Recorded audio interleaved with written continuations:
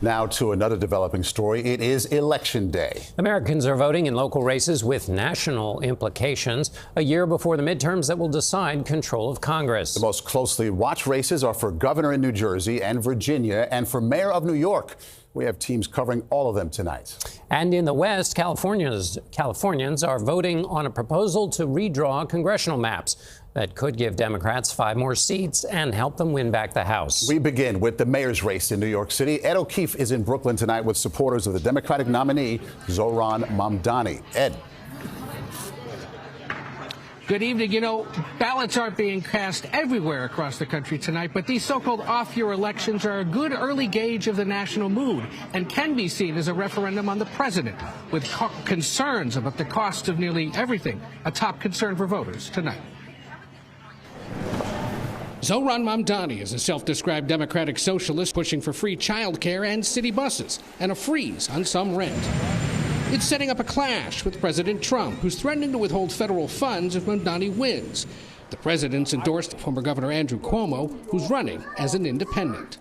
We asked Mamdani supporters whether Democrats nationwide should adopt his more socialist New York state of mind. We don't need carbon copies of Zohran around the country, but we need leaders who have some of the things that he has, which is an ability to hear what the voters need and want. For those who may be curious or concerned about a 34-year-old Democratic socialist running the largest city in the country, what would you say to those skeptics? Well, I get older every day.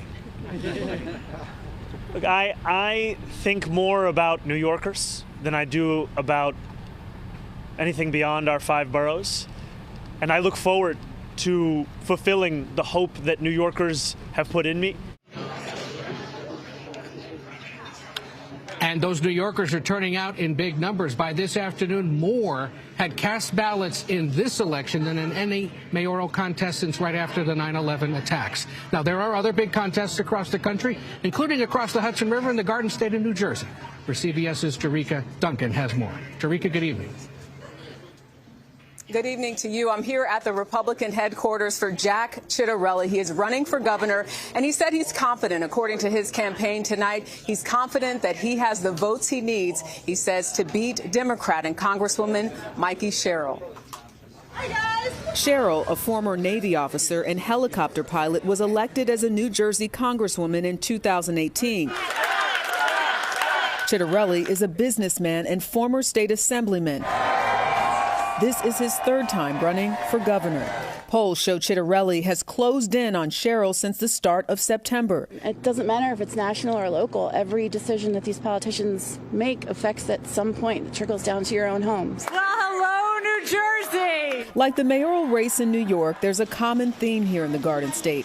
Both candidates have sparred over a key issue for voters, affordability. I have older parents. We have a lot of issues with their Medicaid, their health insurances. So if I hear you correctly, some of the politics at the national level drove you to vote today at the state level. They did.